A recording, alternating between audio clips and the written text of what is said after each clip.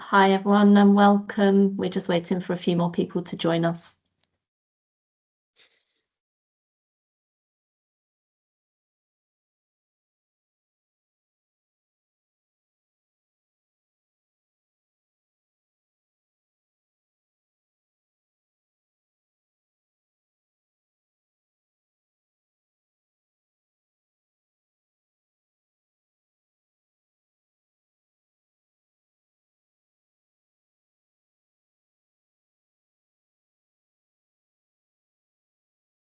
By the way, does anybody have snow where they are?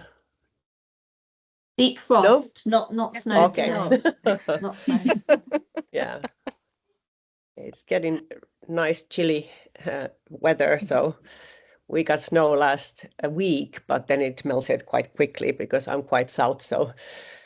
But yeah, even though I'm from Finland and I've seen snow all my life, lots of it, the snowflakes were the biggest I've ever seen. It was like pieces of toilet paper coming from the sky, like a huge ones, these kind of flat ones, and I've never seen so big snowflakes. That was funny. And then there was a 20-minute like a blizzard, and then everything disappeared because it was still plus degrees. But anyway, we got snow. Good morning to everyone just joining us. We'll make a start shortly. I'm conscious of time. Yeah. We're up to 23 attendees, so let me know when you're happy to get started here and I'll kick off the session. Yeah, I think it's good to start. Yeah. Okay, great. So yeah, hi and welcome to everyone. Thanks so much for giving up your time to join us this morning. We've got a very insightful and useful webinar we hope lined up for you, looking at some of the challenges and opportunities that local authorities and housing associations have when it comes to creating partnerships and in particular embedding VCSEs and raising social value standards in local procurement. We want it to be a really interactive discussion and there's plenty of time for questions. So it'd be great if you're able to leave your cameras on, that would be perfect. But do put yourself on mute as well. If you want to put anything in the chat, introduce yourselves, add comments as we go along, that would be great as well. Could you flick on the next slide, Tia, please? Thank you. So a little bit firstly about our partnership. So Social Value Quality Mark CIC exists to raise and recognise the highest standards in social value in the UK. We do that through accreditation and verification, and Richard will come on to talk about a bit about that later on in the session. So we've partnered with whatimpact.com, which is the UK social value marketplace. whatimpact is there to really broker those partnerships between VCSEs and organisations. So giving a very practical way to help sort of realise the ability to raise social value standards in the UK. So we've got some great speakers lined up for you today. Tia's going to kick us off as CEO of whatimpact.com, talking about the VCSE landscape and local procurement, and some of the barriers and opportunities that people and procurement teams in particular face. And we're delighted to be joined by two of Tia's guest speakers, Alison and Rick, from two VCSEs to help bring that to life and give some really local examples. In the second part of the session, we'll hear from Richard Dickens, MD of Social Value Quality Mark CIC. Rich is going to be talking about the ability to raise value standards, what that looks like in practice, and really where the future of social value in the UK is going. And again, we've got some really practical case studies and examples that we can share with you about where partnerships are really making an impact in regions across the UK. And we'll be joined by Dave Sweeney, Richard's guest speaker, from Cheshire and Merseyside Health and Care Partnership to give a great example of where that's happening in practice from a really forward-thinking region with a really flourishing social value scene. Great, I think on that note we can kick off. So can I hand over to you, please, Tia? Yes, thank you. And nice to have everybody here. It's great that so many people signed up. This will be recorded and shared afterwards, so those who couldn't make it but registered will be getting the recording. Okay, so What Impact is a big advocate for VCSEs and their role in public sector procurement and related social value. And I wanted to highlight like the three main roles that VCSEs play in public sector procurement, being direct suppliers, but then even more so, there's a lot of subcontracting VCSEs and social value delivery partners. So currently, around 6% of the public sector procurement goes directly to VCSEs, and that's of course a number that should be growing. And government is doing quite a bit, and local authorities and central government to raise that number. But also, we wish to kind of emphasize these other two roles because then we can reach much more VCSEs, because not every VCSE can be a direct supplier. They can play a very important role in a supply chain and also as social value delivery partner. We are currently part of Social Value Task Force, National Social Value Task Force, white paper group around the topic, and that white paper will be published around January, and it really focuses on these roles and what should we be doing in order to raise, the number of VCSEs involved.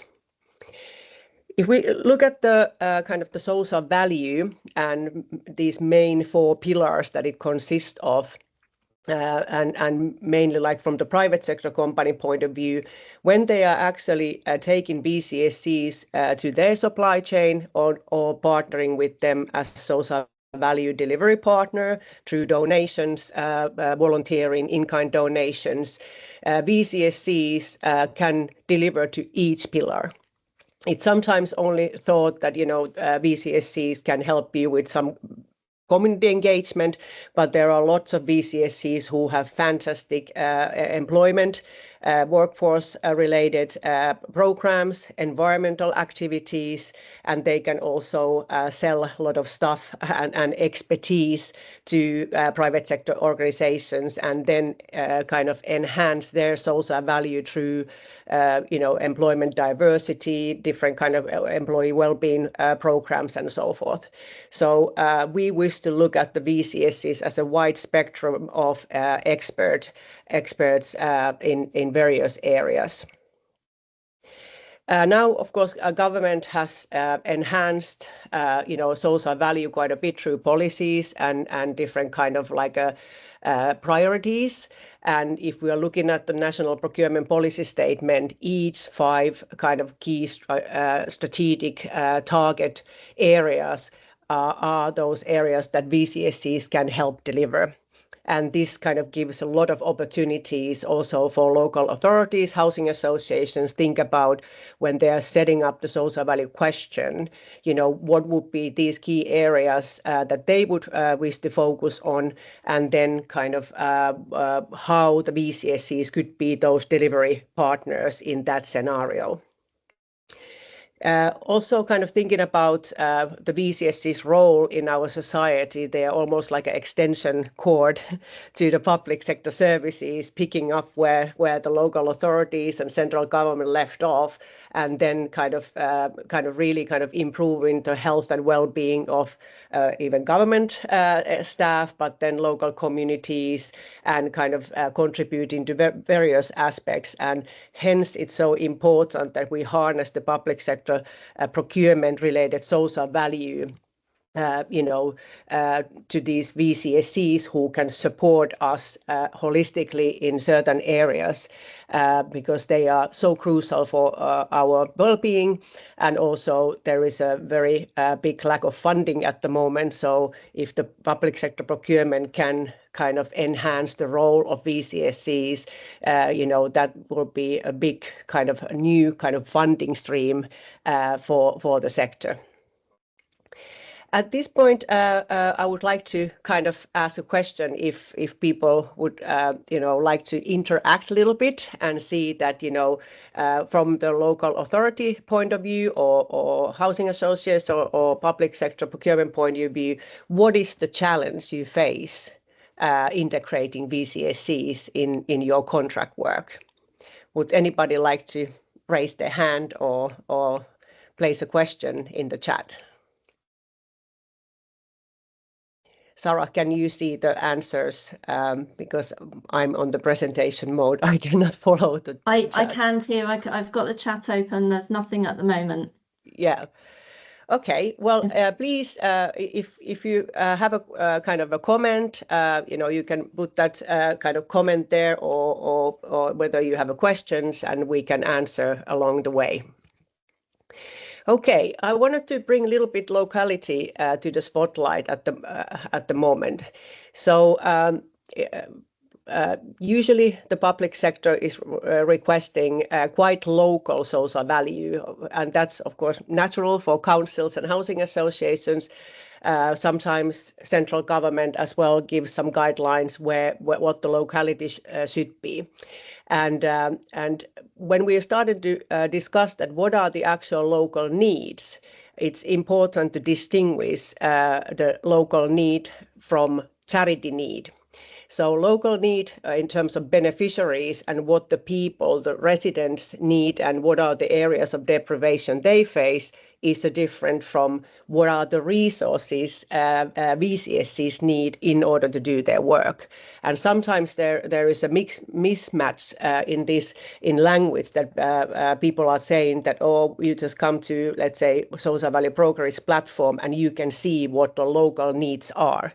And local needs need deprivation data. They need insight from the ground, statistics, and so forth. And of course, VCSEs deliver also this data, and they operate within their remit. But single VCSE is not in the position to demonstrate which areas should be focused on, because every VCSE has their own operational area or cause, which of course is the most important for them. But in terms of the deprivation data, it's then important that the contracting authorities kind of define that what are the kind of the areas of need in local level, and then make those strategic choices where the procurement related social value would be harnessed.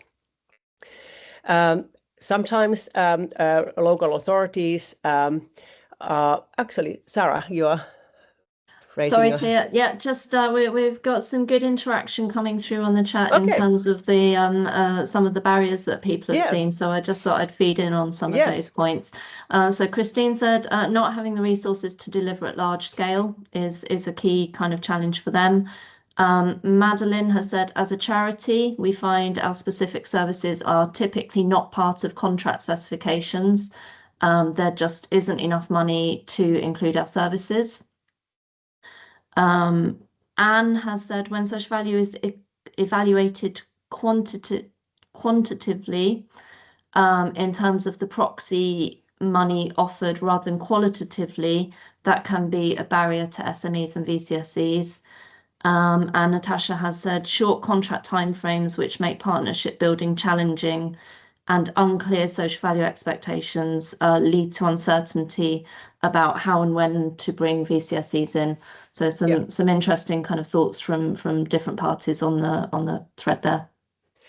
Yeah, a couple of comments, and thank you for those comments from your end. But from our perspective, because we work with a lot of private sector councils and VCSE sector.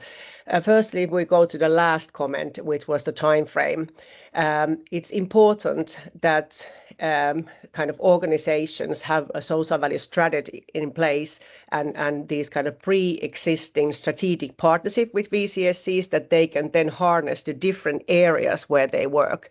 Today we will be meeting two organizations who are good examples of these kind of partnerships that they are both nationwide, but they can really deliver hyperlocal social value. So when the bids are coming in and people are bidding, they can instantly contact these already existing partnerships and make sure that they could deliver a hyperlocal level, meeting those expectations, what that contracting authority is expecting. And then, the time frame, actually is totally sufficient because you don't have to start from the scratch. So that's kind of one aspect of things. Of course, technology like our platform truly helps in that process as well, even identifying in new partners in a couple of days. Digital platforms are very good for that. And what was the second last comment?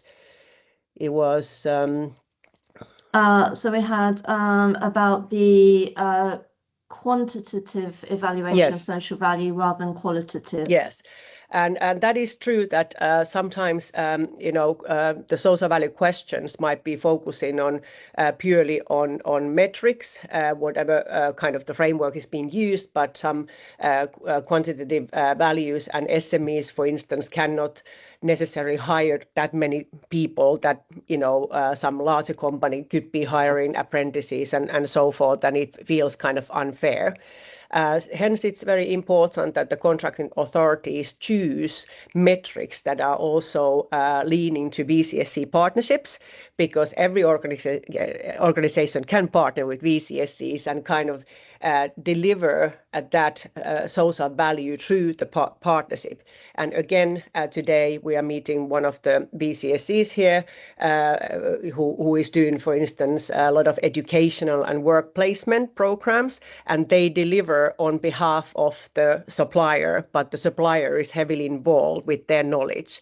So the VCSEs operate almost as the extension to the social value delivery, and then even for SMEs, it's possible to reach certain metrics. A little bit of this local and locally relevant VCSEs, which I think is the hottest topic at the moment. A lot of contracting authorities favor, of course, local VCSEs and are very specific that they have to be locally registered, they have to be known by them, and so forth. We are bringing into a viewpoint here that locally relevant is more interesting and important than local presence, because the postcode doesn't define where the beneficiaries are, and also not every area has certain VCSEs in place at all.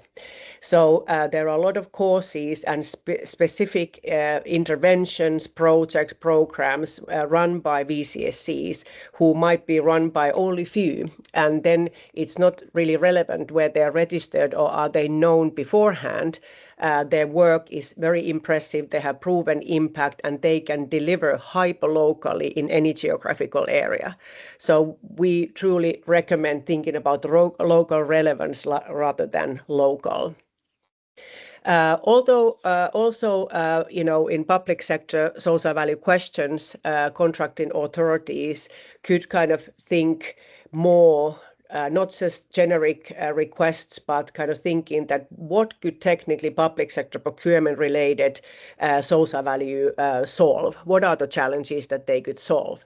Because there are certain ongoing projects in local level run by VCSEs, for instance, who need constant flow of resources. And procurement doesn't necessarily provide that, because procurement might be 6-month long contracts. Sometimes, of course, they are several years. But it's very difficult for VCSEs to run their operations based on this kind of uncertainty of funding.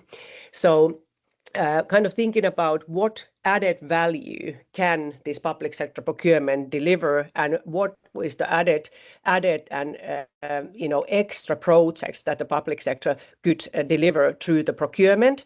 And hence there has to be kind of little bit like ambition in the social value question, that then companies who are bidding for tenders could partner with VCSEs who can create something new to the area or make something bigger, rather than just like expecting public sector procurement to kind of giving them top of donations or basic funding for running basic operations.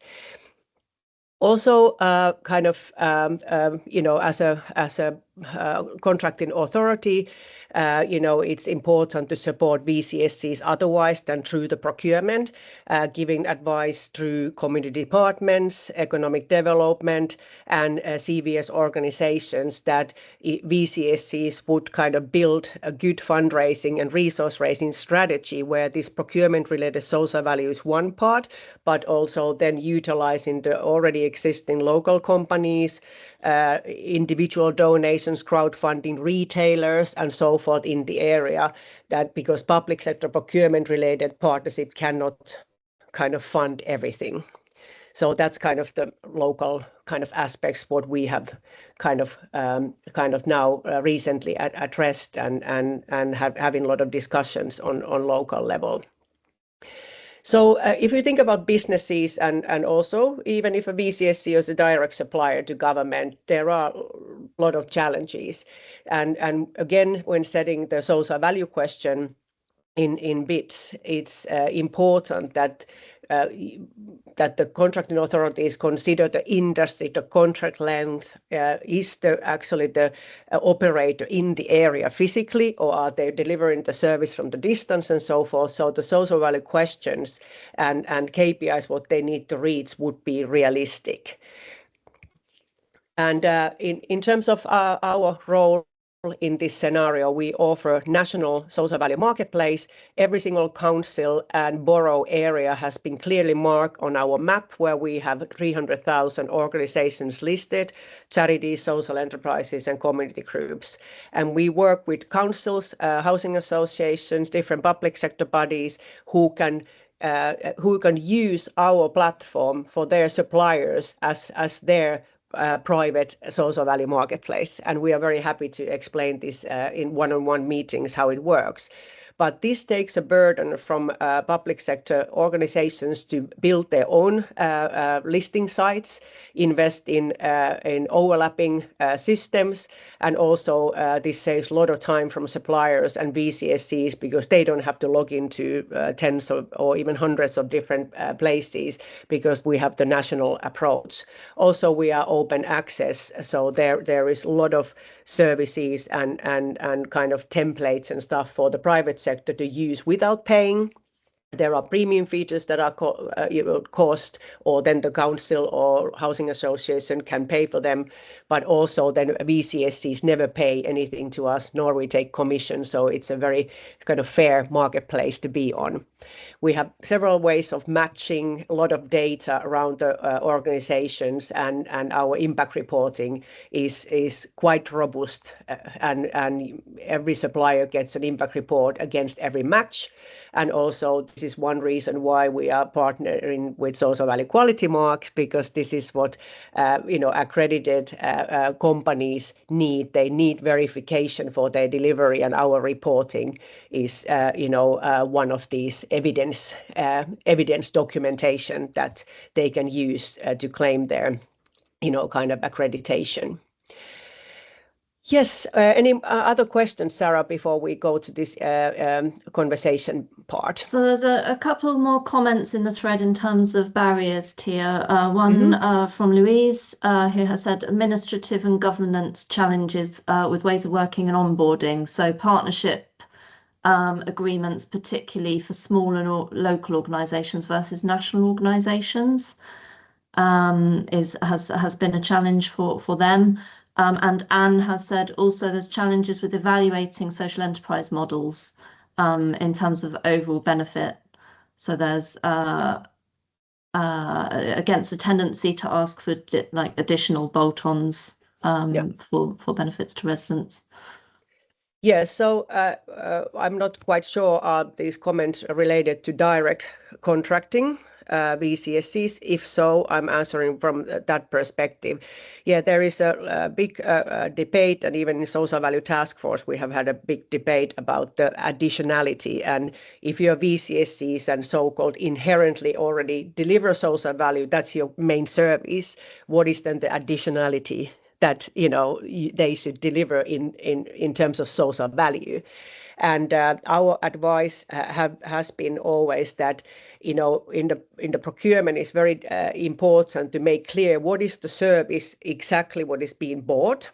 And many of the, let's say, charities, social enterprises, if they deliver a service, they sometimes just embed all these extra bits into their basic service delivery, although there is a lot of additionality already, and they don't separate them in the tenders. So that would be a good advice, that that if, let's say, you're buying elderly care services, you list exactly what are the minimum requirements for the actual service, and that's the service.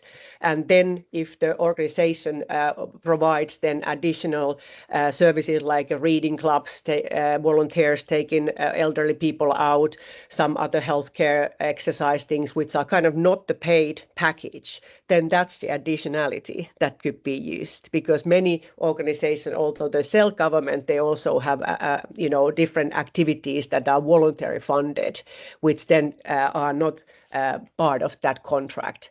So keeping these things separate is important. Okay, Alison and Rick, welcome to the stage. So please introduce yourselves. Start with Alison, who you are and what is class of your own. Thank you. It's nice to be here, Tia. Thank you for the invitation.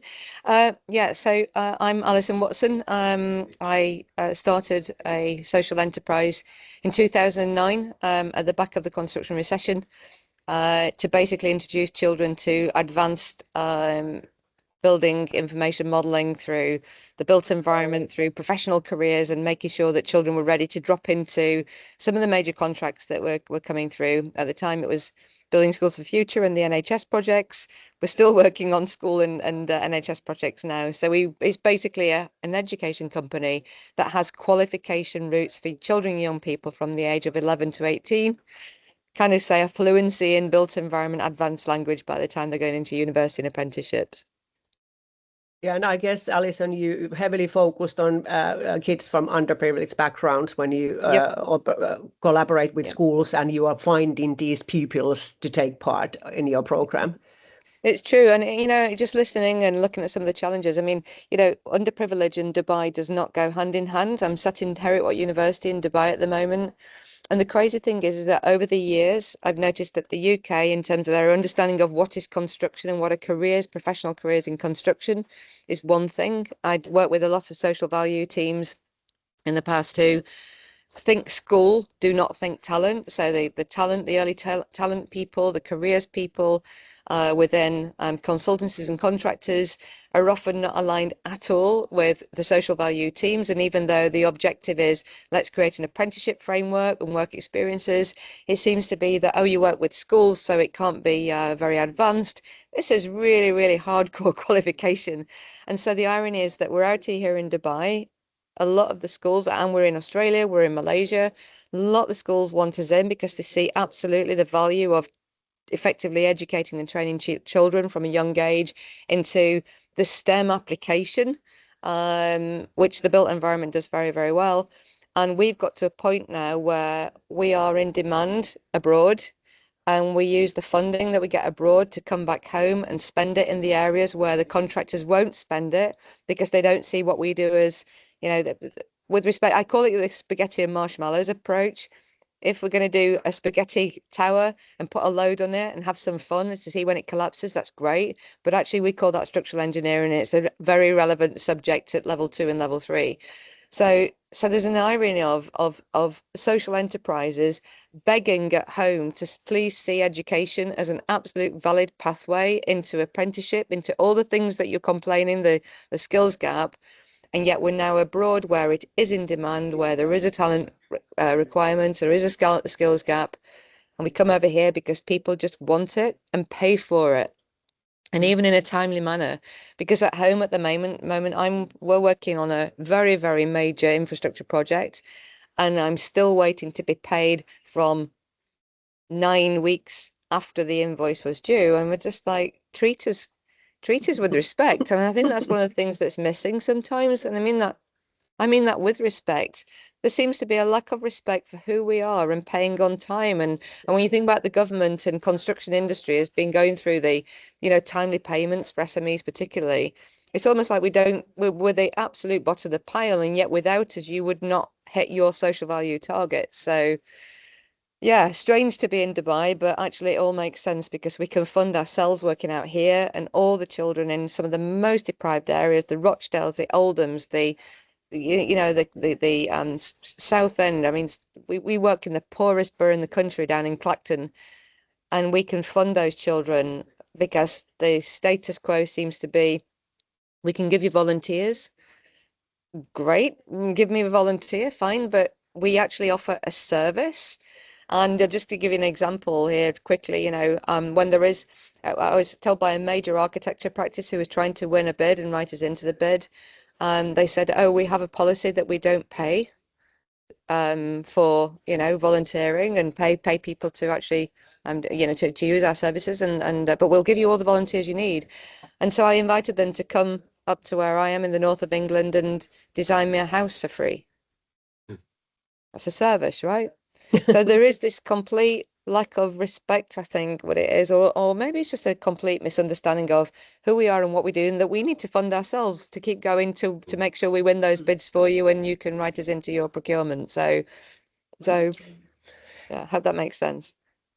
Yeah, so kind of making these partnerships sustainable, which what we are talking about here. I think it's important that there is places like what impact for these conversations. So it's very clear, how people operate, what are the, how are people being matched, what is the deal, so to speak, and stuff. It has to be very clear. And from contracting authority point of view, it's of course very important that whatever has been promised has to be then monitored, that it's delivered, and that it's not just in the bidding stage and then suddenly it doesn't happen. So that kind of robust monitoring system then ensures that the VCSEs are not used as a bid candy, so to speak. Exactly. But hey, Rick, you Offploy, explain what you do. You operate across the country as well, but very hyper-local level. Thanks, Tia, and thanks for the opportunity to be here today. Just a little bit about Offploy. We were set up in 2016 by a guy called Jacob Hill, who's the fellow in the suit in the top right in the picture there. He was in prison at the time that he had the idea of setting up Offploy as an organization initially to peer mentor people whose lives have gone off track and they've ended up in the criminal justice system, and help them overcome all their barriers and get them back into work. So those barriers are not just getting into work. They might be housing, they might be mental health, they might be money management issues, etc.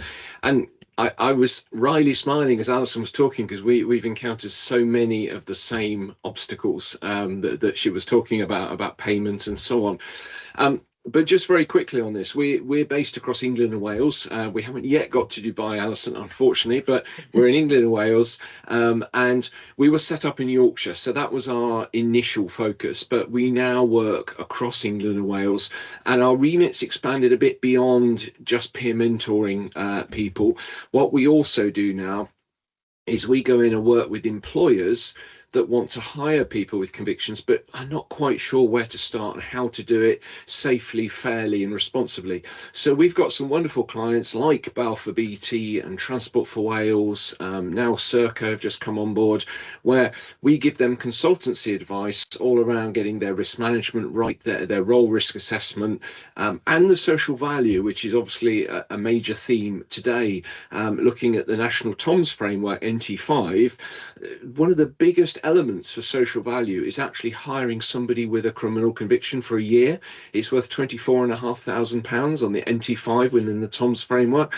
So for employers out there that are trying to tick these boxes of bidding for big government contracts and having to demonstrate that social value that you were talking about earlier, Tia, a great place to start is actually looking at hiring people who have got a criminal conviction, because you're helping yourself as a business. And we have this lovely little mantra. It's a bit trite, but it's very true. Hiring people with convictions is not just good for the individual, it's good for business as well, but it's got to be done safely and responsibly.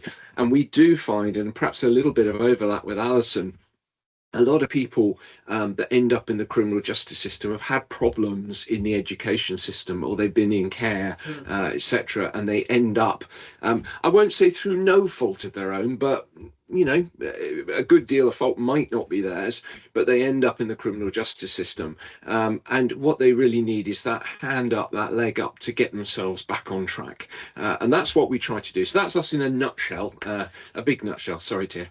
No, yeah. So it's great, and the work that I've kind of followed what you're doing, is amazing. That you have so many referral partners in local level, that Offploy can deliver anywhere really. So you have your special expertise, and you can bring it to anywhere, and you work with different kind of other like job centers and councils and such, and hence again this can partnering with this kind of a VCSE can be a strategic decision for any of those larger companies who can then deliver and hire these ex-convicts or support ex-convicts in local area through your work exactly where the contract takes place, and they don't always have to look for different partnerships in different areas, because you are quite specialized organization. Not every area even has your type of VCSE around. But I'm conscious of time, so I would like to hand the stage now to Richard, and Sarah, of course, if there are any other comments or questions. Thanks, Tia. Yeah, I think if we could move to Richard now and address any further comments as they come through. I'll just upload the slides. Just while you're doing that, I'll just do my introductions, if that's okay then. I've been very quiet, which is unlike me. So my name is Richard Dickens. I'm the Managing Director of the Social Value Quality Mark. Social Value Quality Mark, essentially, in layman's terms, is the leading social value standard in the UK. Regardless of how you measure, regardless of what you measure, it's about the quality, consistency, and ultimately helping organisations be transparent in their reporting. That's the simplistic terms of who we are and what we do. And part of the discussion we wanted today, and also bringing in one of our speakers, David Sweeney, shortly, is a little bit about partnerships, a little bit development and transparency as well. So hopefully the slides will come up soon and I can talk to you with a little bit of information at the background. Just touching on a couple of the questions, however, in the meantime, one person said it's really hard to be able to know what's coming out and being able to bid or jump into a partnership because of timescales. Now, if we think about this, the Procurement Act has enforced a longer pipeline of communication for all local authorities and government departments. So actually the communication period will no longer be just those 6 weeks that we're all pretty familiar with. It's going to be more like 3 months and beyond. There are record levels on Contract Finder and the other systems of early market engagement. I believe around 11,000 to be precise.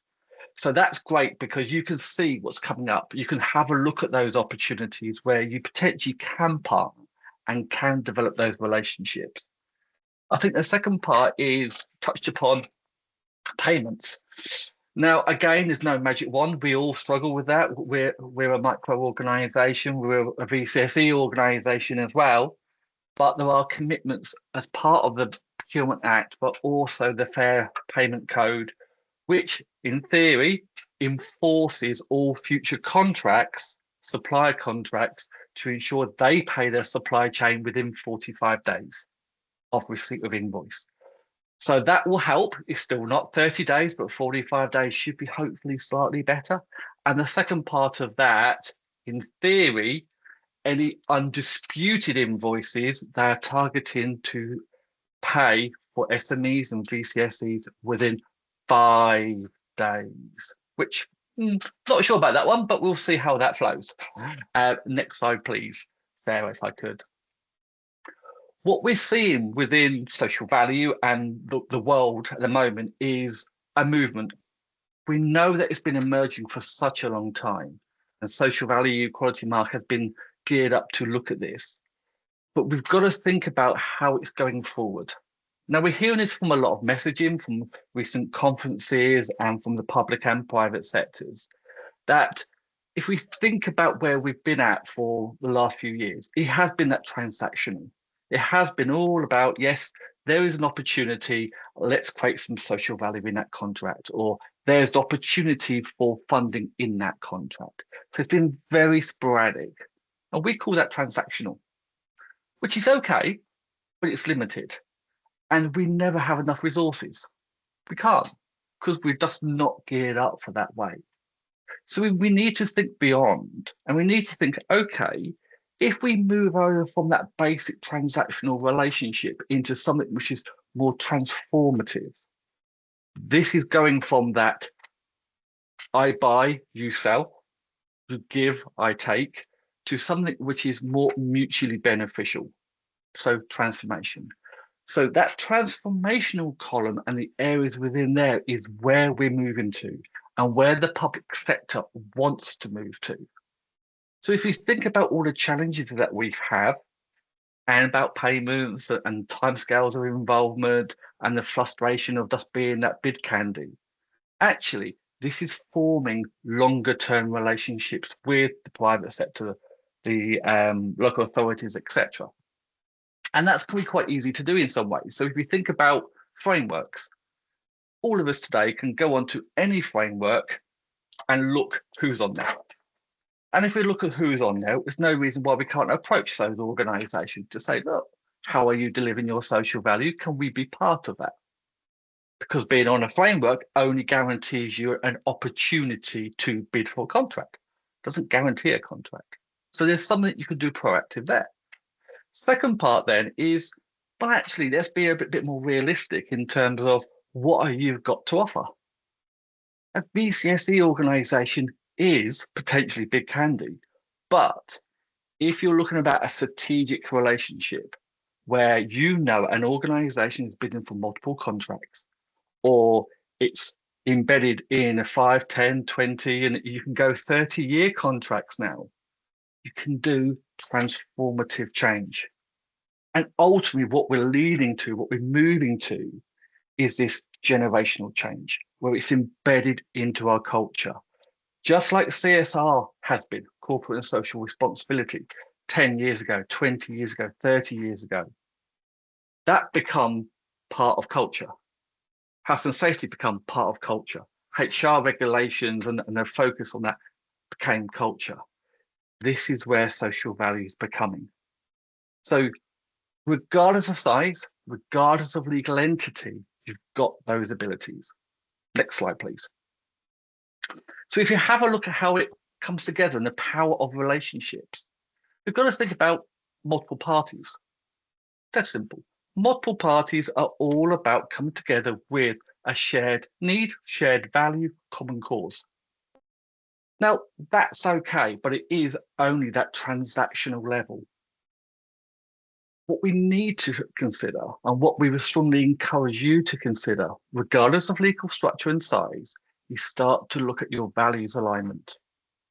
What values do you have as an organisation that meet the needs of the other party?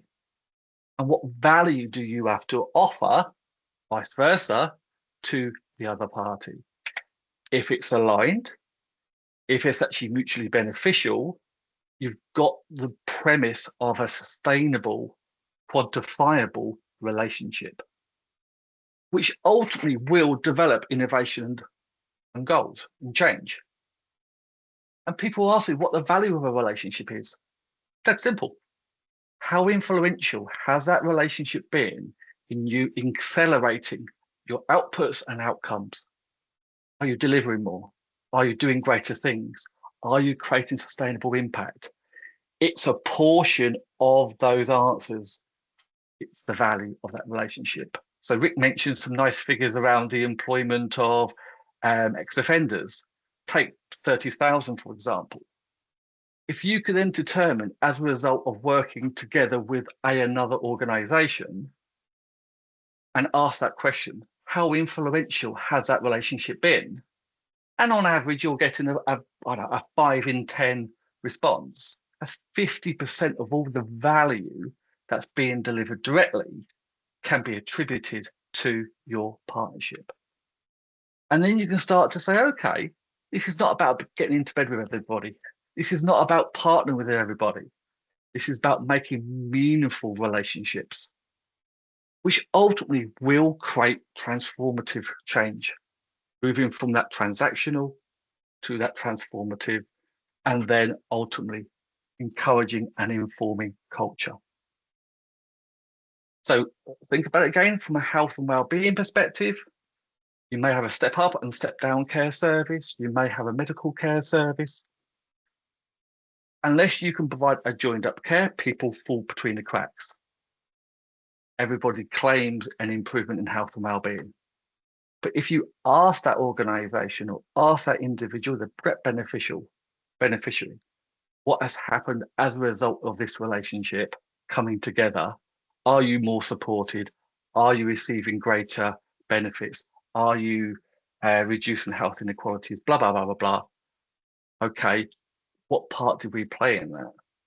You've then got something powerful that you can communicate both from a public and a private perception. Okay, next slide, please. Always move along.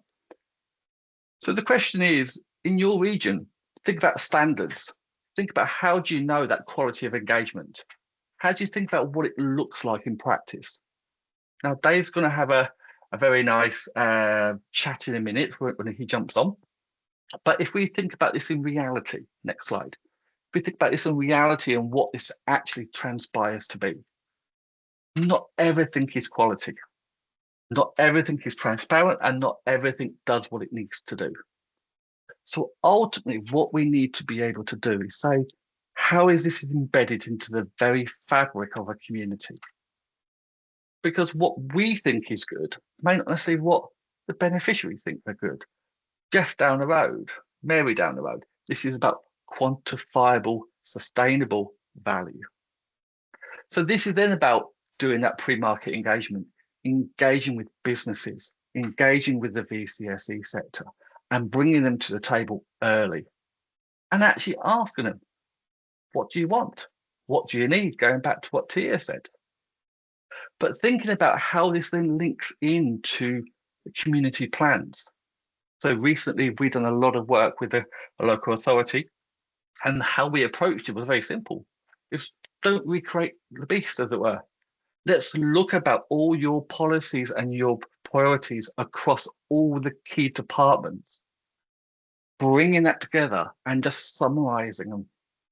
And by summarizing what the priorities in health and regeneration and education were, you can create what we call key value indicators, KVIs. KVIs being your heart, KPIs being your head. And for the first time, you can demonstrate social value parity then. And then actually mapping where you're spending your money now. Going back to the point, you do not have to be local, but the more that you can demonstrate internal investment or less money going out of the economy, it creates wider sustainable impact. And obviously it identifies potential areas of improvement as well. And then looking into if there's no clarity from that commissioning body, simple, default back to the social value model from central government. 5 key themes. They will tell you what the government deems to be important. Don't wait to be told. Look, focus. You know, we've got things now about improving health and well-being, always been there. We all do that. But don't think just because you support employment, that's only employment and volunteering. There is the education and skills. There is the support and development. There is environmental benefits. Look at that wider context. And then thinking about how you award these contracts. Going back to what we said before, the quantitative versus qualitative. Very hard to say. But the most important thing is the Procurement Act, which was enacted in October, now provides greater flexibility to consider qualitative and quantitative. Not everybody wants that big shiny number anymore. People, yes, they want to know how much you're going to deliver, not necessarily the big pounds, shillings and pence, showing my age. They want to know what quality that's going to drive, because quality equals value. And then obviously thinking about sustainability from a standards point of view. So final slide, please. So a couple of things is Herefordshire Council. This is a really good way of looking about what can happen and what could happen. Dave represents Cheshire and Merseyside, which we will be jumping in very, very shortly, Dave. But what this looked at was, just as I said before, looking about what's already in place, equipping procurement specialists with the knowledge, because they don't have knowledge on social value. It's not their specialty. We've been asked to, and they're taking up the mantle, but it's inconsistent. But with the work that Cheshire and Merseyside have done, and again, I'll leave that to Dave, he's been amazing. And I will just leave that kind of pending for 2 secs. Next slide, please. And then 2 aspects, just very briefly to bring it all back together. Value partnerships, value proposition, all about quality. So in short, the quality mark stands for quality and consistency and transparency. How do you know what you see, what you hear, what you read is actually true? So we're agnostic. We're a social enterprise, community interest company, and we are effectively a ISO standard in the absence of there being an ISO social value standard in the UK. We recognise people making those commitments to create value. We recognise next level being the silver, about benchmarking or baselining performance, however you choose to measure. We're agnostic, so we don't encourage you to have to measure one way. Then reflecting on who and how you're performance managing. No longer just a tick box. It's about how you're looking at your best return on that investment. And then that leadership.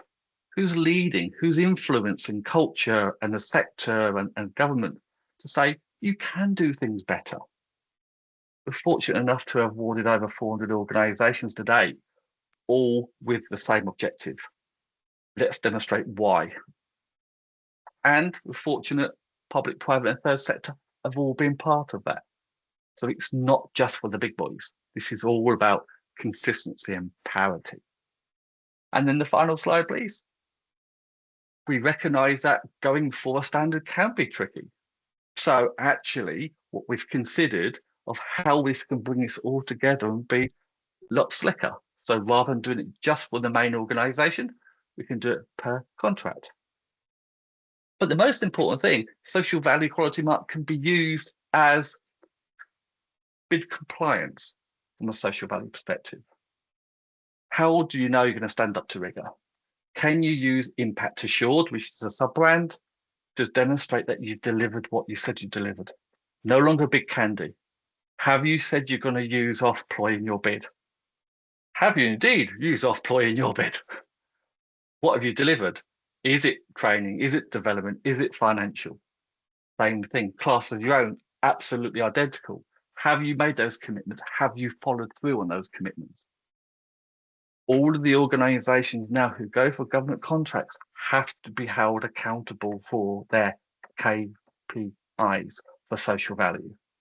We're there to help that. And so far, we like to think we're doing a pretty good job with that. But what we'd like to do is introduce the lovely Dave. And I always say lovely Dave because fascinating Dave is. So Dave's been doing an amazing amount of work actually in Cheshire and Merseyside.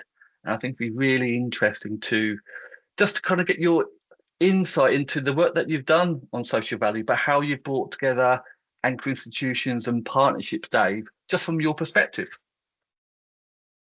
Thanks, Richard. I always cringe when that photo's used because it got me in a good. It's almost like a catfish picture, that isn't it? I can never live up to that picture.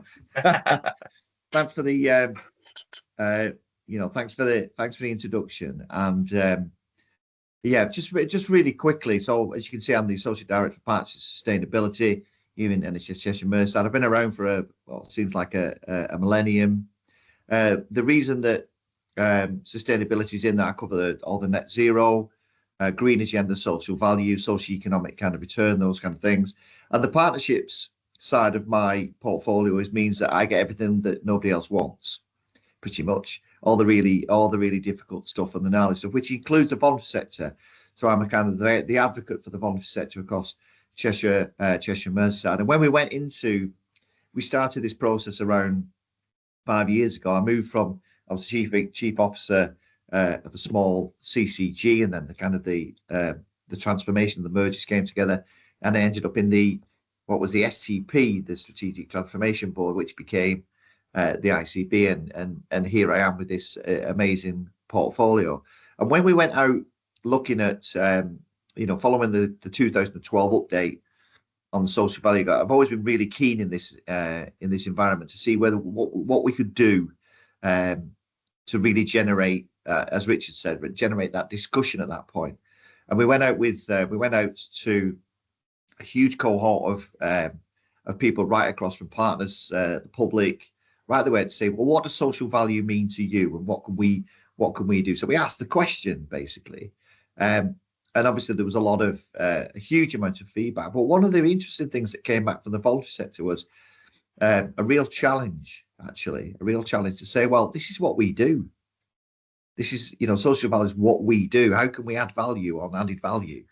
It was a really challenging conversation. And so we worked together, and we generated a paper, which I'm very happy to share from this, a really interesting report that we pulled together with our platform colleagues, which is Social Value Portal. And we pulled together with our voluntary sector, pulled the paper together, which guided us in the way we're going to go.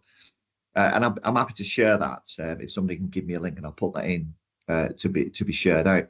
But one of the main impacts of that was to ensure that social value incorporated, as Richard put it, not just the kind of the big wigs, but everybody who is delivering that in that aspect. And let me tell you, as I say, I've been around for a long time. If you read the runes and where we're going, because the NHS, from my position, it's got its challenges. There's no two ways about it. We're going through another reform, and the socio-economic side of things. So they kind of the proof of concept in terms of how, as an organisation, not just a statutory organisation, whether you work in a voluntary sector organisation, local authority, or NHS, you're going to have to prove your socio-economic worth. That's where the country's going, and I think that's the right way to go, because it is a business. If you think about it as a business, there's money comes in, there's money goes out, and it's proving that kind of socio-economic worth of that. So we pulled together, rather than doing that singularly, we jumped on the other policy element, which is the Anchor Institute work, which I think is fascinating. And if you're really proud of your organisation and you think that you are an anchor in your community, then we open the doors to people and say, well, come and talk to us then. Come and prove that. Come and work with us in terms of identifying that. We had a number of pillars in there that were including green, use of estate, social value, prevention pledge, a number of different things that people are already doing, and turn that into the exemplars of what a good anchor would be. Now, through that, what we've got now is nearly 50 organisations. We're hoping if we get 50 before the end of December, and we have some really, really interesting kind of outcomes from that. How organisations at scale are coming together and building that economic debate. So we're currently over £1 billion worth now proven social value return. It's almost £1 billion, and nobody in the land, not any tire kicker or any skeptic or any critic or any mood hoover or soul goblins that you all come across on a regular basis will be able to tell you that's any different, because it's a proven fact. Because we're using, we just got the silver award through Richard's organisation, and it's I wouldn't say it was overly complicated, but it's rigorous, and it should be, because you should be, through your contracting, through your procurement, and through your demonstration, it should be rigorous, because you should be able to prove that. And we've done that. We're really proud of that. So over £1 billion, and so what? So if I was a director of finance currently in the NHS, I'd look at the bottom right hand corner and said, that's currently making no difference to me. There's £1 billion, right? But where is that on my bottom right hand corner, right? And there's a sea change from that now. There's a real sea change that's coming. That's actually, well, you're looking at the wrong place. That's just your balance sheet from your contracts. if you're looking to wider into the community and wider into the socio-economic impact of your community, that's where that information is gathered, and that's where it's important. We just need to get a little bit more kind of sophisticated in terms of proving that fiscal worth, because, you know, this is where I differ from a lot of people who work in social value. I think money is really important. You know, kind of the outputs are obviously extremely important, but it's ironic sometimes that it's built within sustainability, because a lot of voluntary sector organisations are not sustainable. And we know that. If you work in the voluntary sector, you'll know that, you know, come Christmas, there's a very good chance that you'll be putting staff on risk because you don't know whether you got your contract in March. This is where social value is so important for the sector. So we're looking at some really semi-controversial aspects of where these anchor institutes can play a part. So what I'm saying, and what we're saying to our anchors is, and those big organisations, let's take pharmacy, for example. So I'm really into taking the devil's pound to do God's work, you know. So a lot of big organisations really struggle when they're getting big contracts in terms of proving their social value, right? And as Richard said, you know, those KPIs, as we get more stringent in that now, are being you're having to prove that concept. So one of the ideas that we came up with and we used through the Anchor Institute was say, well, hang on a minute. So from a pharmacist perspective, so you supply medication for mental health. Well, I can tell you, in Cheshire Merseyside, there's a huge amount of organisations in the voluntary sector that provide support, help, preventative interventions for people with mental health problems. Why can't we direct that finance, and I'm using the word finance because it can be a dirty word, but utilising that finance around social value into that sector to both sustain the sector and to meet the requirements of the organisation that's their social value. And it's a really simple context, because we know, you'll have all done this capital work. You put £1 in a voluntary sector organisation, you get around 19 to 22 quid back, right? It's a no-brainer. So we're trying to utilise that and position ourselves from a social value perspective into meeting the social value needs of that big organisation, while also sustaining a valuable and important part of our communities, which is the voluntary sector. And it's actually landing really, really well. Now we're also working with our Connect colleagues to look at skill share as well. So making sure that employment and good employment and working on the back of policy ensures that good employment, pathway through apprenticeships and workforce and all those kind of things are integral in terms of the Anchor Institute work. So under those anchors, we've got 50 big organisations, which, by the way, includes about 15 small to medium enterprise and voluntary sector organisations who are working together to prove that concept. So I'll give you an example. When we had Eurovision here in Liverpool, it brought 50 million quid in, 50 million quid into the city region. It's huge. It's huge, the opportunities. So we're basically using that in terms of turning that on its head. Those people with major contracts in Cheshire Merseyside give back. You get your corporate responsibility and give back into organisations that can generate that socio-economic debate. Now, we've not cracked it. Richard gave us I think we are kind of leading edge in this area, but we've got a huge amount to do on that. We were so pleased to get the Silver Award, because for the likes of me, who has to go to his chief exec and others and say, well, that ain't just me, pal. The proof is in the pudding. It opens the door to other conversations that you may not be able to have. Procurement is really important. Contract is really important. And we've been able to have the debates in terms of, well, the voluntary sector are on 1 year contract.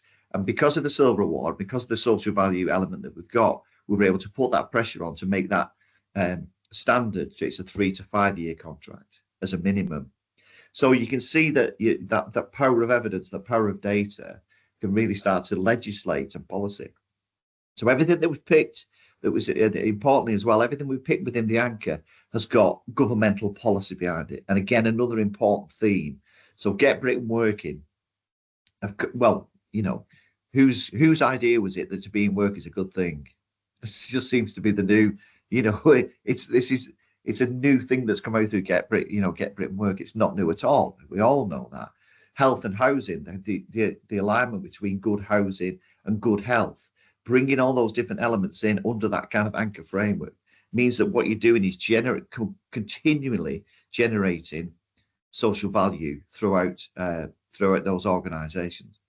So, you know, in short, we don't have all the answers, but we were committed to work with Richard to get that silver award, and we're going to go for the gold, and we're going to keep going, and we're going to keep going to make sure that we can demonstrate, and we've got the legitimacy to push and to push and to push. And without that, unfortunately, it's not a kind of doom and gloom. Unfortunately, the way the world is at the minute and the way the fiscal world is, without that, you're knackered.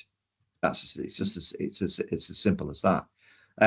So we're really happy to share. We really have to learn from other people doing some other great things. But the kind of lasting message is, when people say there's no money, right, it's a fib. There's tons of cash. There's tons of cash flowing and slushing through the kind of, you know, the echelons of big organizations and balance sheets. The trick is using that and utilizing that for the greater good. It's there, but putting policy on it and putting legitimate kind of areas of where you can move that money perfectly legally, perfectly within the concept to get better outcomes for your community. It's not difficult. Thank you, Dave. On that point, I'm just conscious of people's time and the fact we'd love to have an opportunity for people to ask you questions as well, Dave. So I think if we can move to Q&A on that note, thank you very much to all our guest speakers. Thanks, sir, for the nudge. You know me, I'll go on forever. If anyone's got questions for any of our guest speakers today, or for Tia or Richard, we've just got a few more moments to wrap up on those.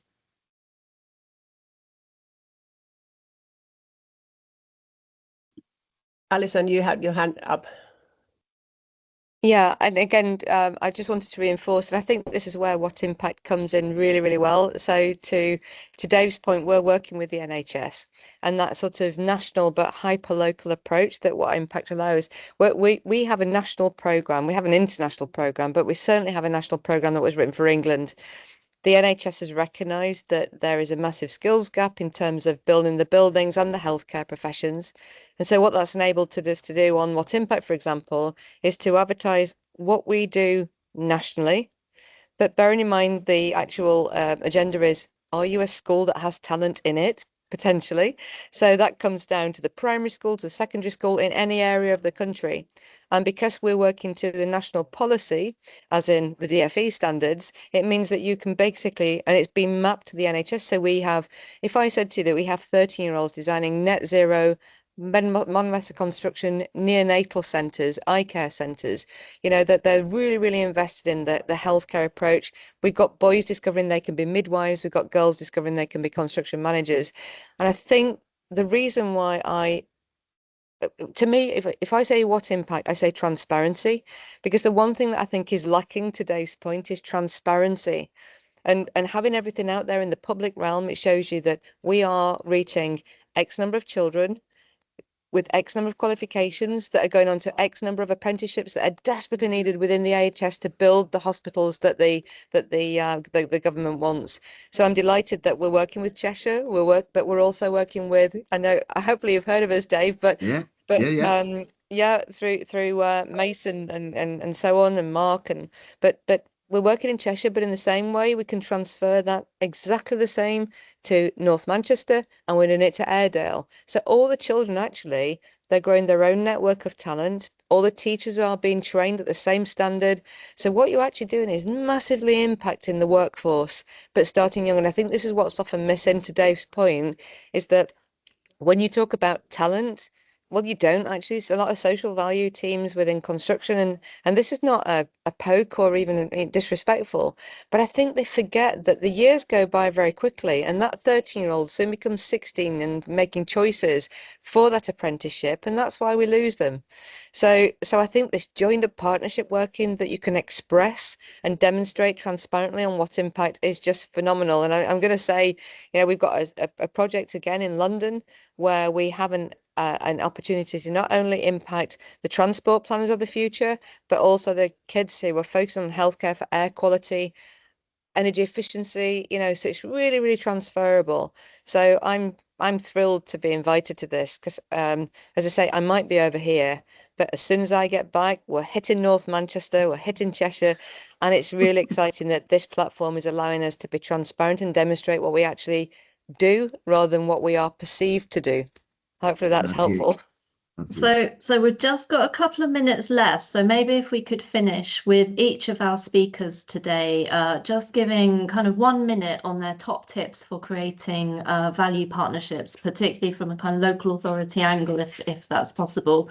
So Dave, maybe if I could come to you first, and then I'll come to Alison, Tia, and Richard. I would just say it's proof of concept. It's still a very new model. And which we're preaching to the converted here. It's proof of concept, and align yourself with what Alison's doing, align yourself with what everyone else is doing on this call, and prove that, and get your proof of concept in early doors, and the doors will open. There's no doubt about it. Great, thank you, Dave. And Alison? Yeah, I think the one thing is stop asking about cost. Make your first question to any VCSE, not what is the cost, but what is the value? Because that value can come over a longer term. It might not be there in 2 weeks, and we might not be able to do spaghetti marshmallows, and we've done 300 children and 50,000 packets of spaghetti, and ask what is the value of that. And if you can say, well, actually, we might have hit 50 children, but, they just went away and they had a lot of fun, then that's not value. Ask what is the impact and the value.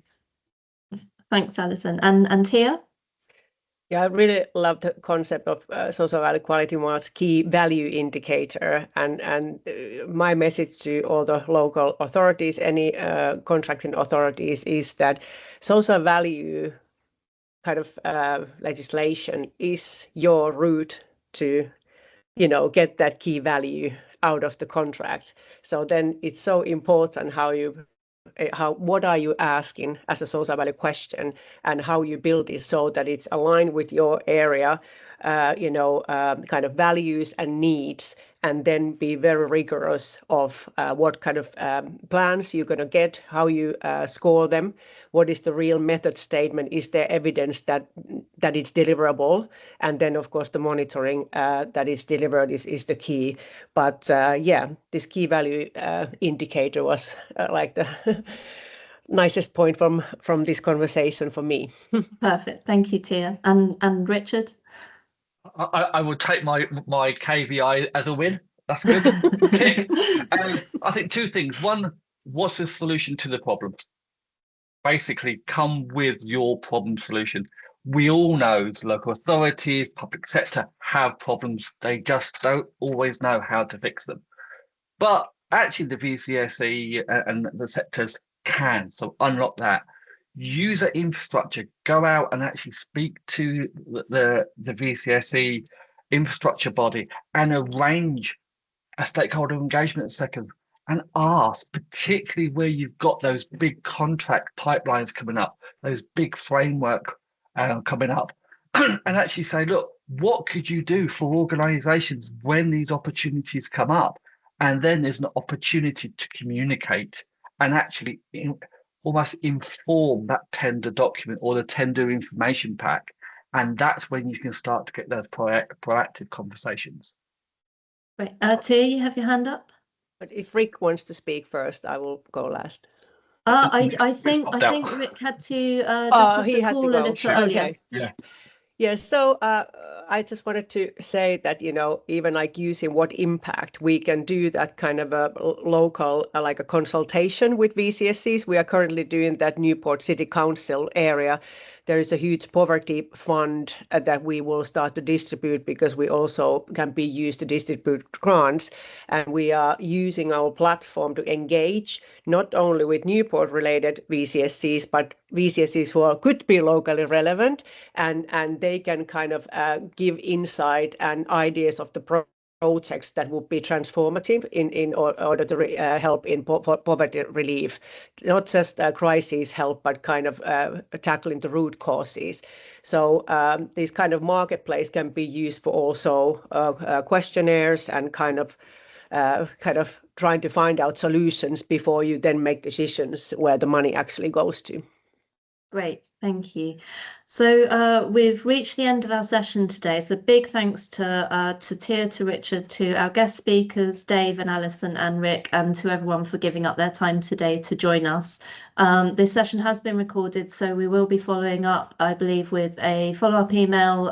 You can listen to the recording or share onwards. And if you want any further information about what we do, you've got the website links in the chat, so socialvaluequalitymark.com, and also the link to whatimpact.com as well. We'd obviously love to hear from you and love to follow up, so please just drop us a line. Thank you very much, everyone. Thank Thank you. you. Thank you. Thank you. Thanks. Bye.